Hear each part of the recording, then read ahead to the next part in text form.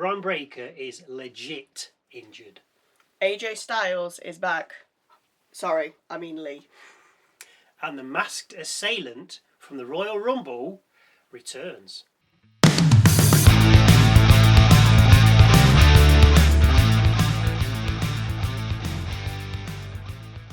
Hello, welcome to Wrestle MSX. I'm Michael. I'm Sally. And we open with news that Bron Breakker suffered an injury during training and will be out indefinitely. So that's going to scupper WrestleMania plans.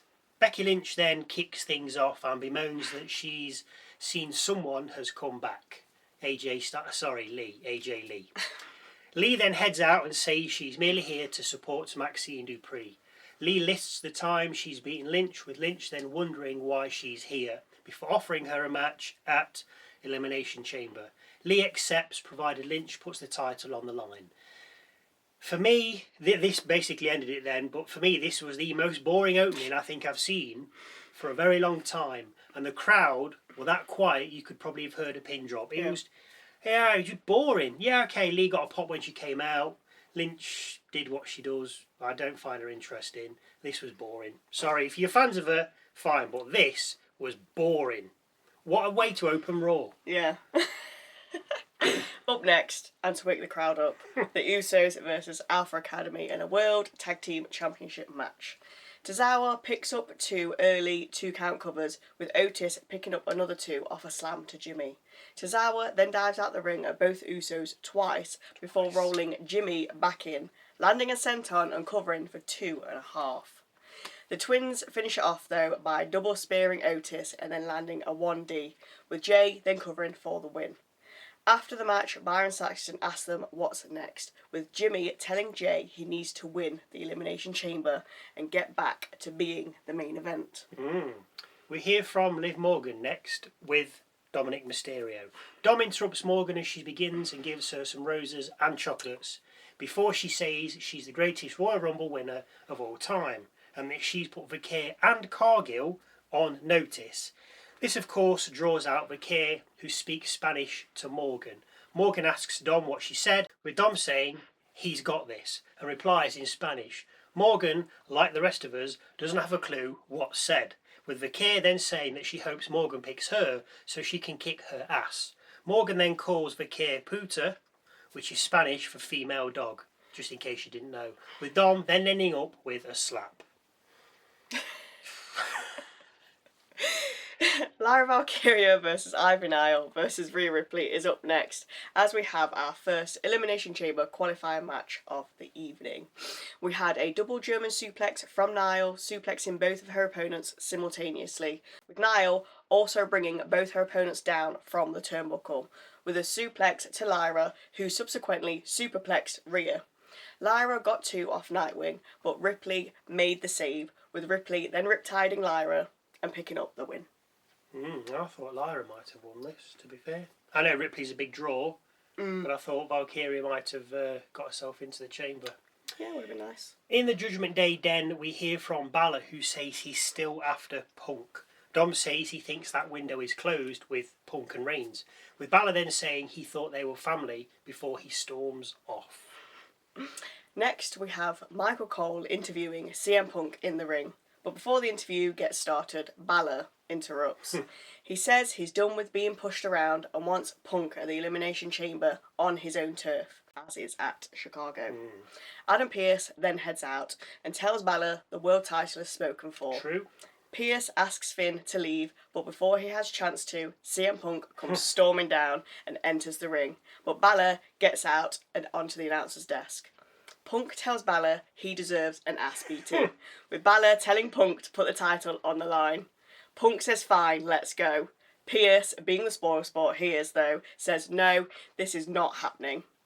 Punk says he's champ and he should get a say. Pearce then relents and says, okay, it's official.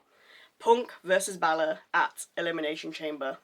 This gets a massive round of boos because the crowd thought they were getting the World Heavyweight title match right then and there. Bálor then heads off with Punk asking Cole if he has a question for him.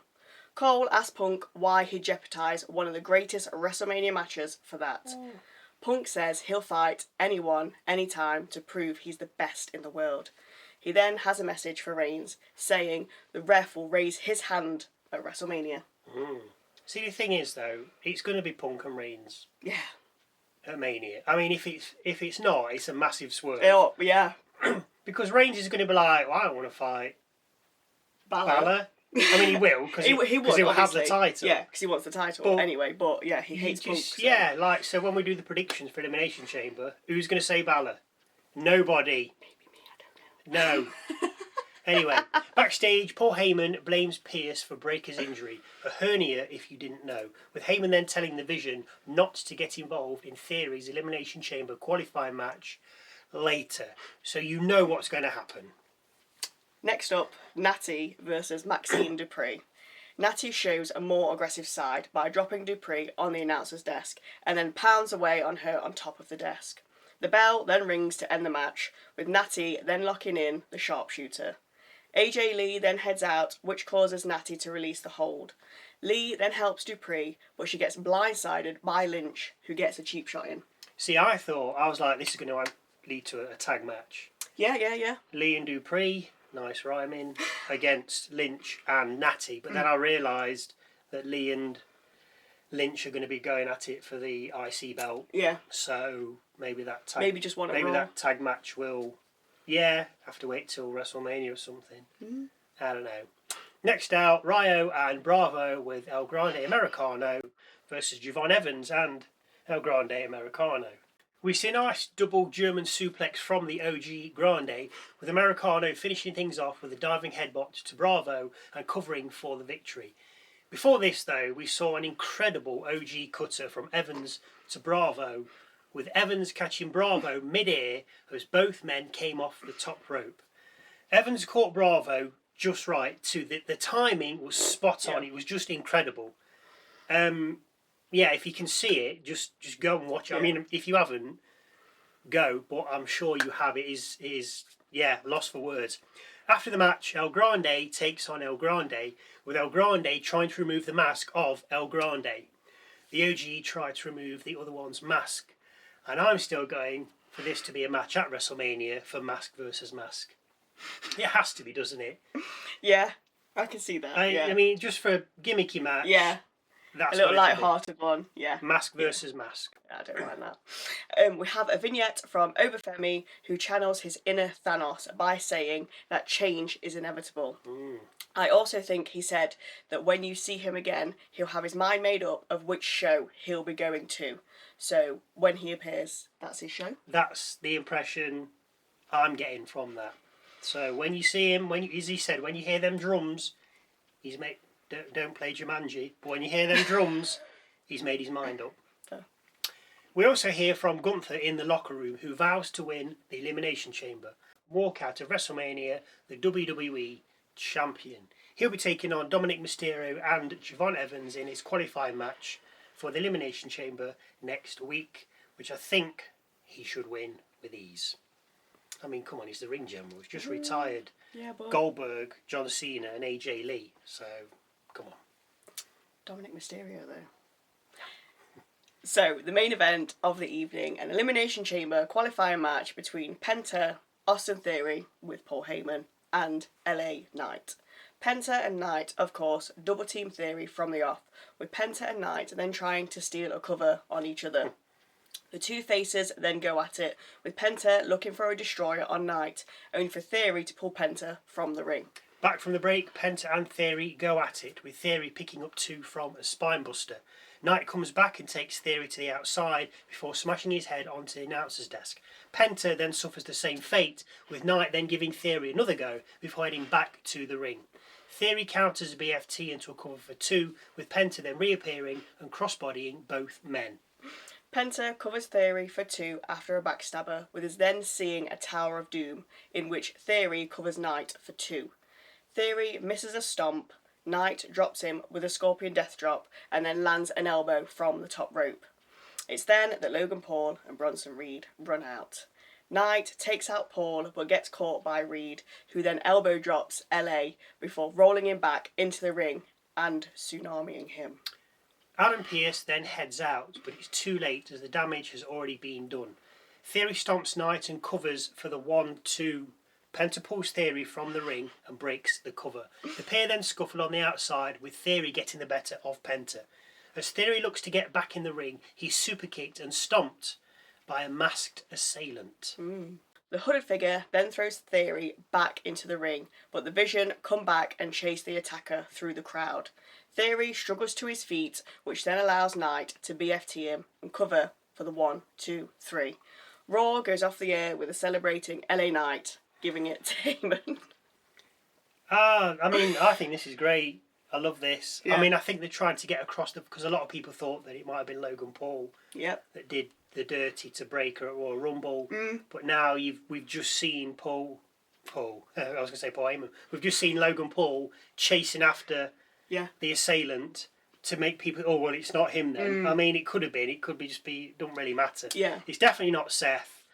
I did notice one thing is that this time the assailant, as I said to you, had gloves on. Yeah. Because people had picked up on a tattoo on this guy's hand, and they're like, "Oh, who's this? Let's Google tattoos on wrestlers' hands." So this time he's put gloves on. The point is, it could be just some jobber from the back. Easily, yeah. And they just happen to have a tattoo that. Well, yeah, but it could be just some jobber, and then when they want to reveal who it is, they could make out, "Oh, Seth, it was me at the Royal Rumble. It was me at that Elimination Chamber qualifying match." So I don't necessarily think that the person in the mask is going to be the person that's revealed at the end. Fair enough. Yeah. I just don't think it will be. They're just using someone until they just reveal. To make out it's Seth. One person that people say is what's Logan's brother? Jake. No, Jake he's Paul quite helping he's shorter. Well, I think he is a bit shorter. He's a lot isn't shorter. he? He's Yeah. about 4'2", so I don't think it's him. I thought people thought it was Thingy as well, didn't they? That Aussie fella did the show. Can't think of his name. He do. Theory's tag partner. Oh, See, that's, Grayson Waller. Yeah, but he's more in with I don't. Yeah, it's hanging around Judgment Day now. New Day. Judgment Day, New Day. Yeah. Not too many days. It's not. No, I don't know. I don't think it's going to be. As I said, I don't think it's going to be Seth. No. I don't think physically it's Seth. They may say it is could in be the Seth. end. Yeah. But like, ha ha, but come on, laughing, ha ha, and his ridiculous laugh, over the top laugh. It was me all along. But yeah, anyway, so forget that. It's now time for my moment of the night. This could be a match, a line, a look, a promo, something funny, interesting, quirky, different.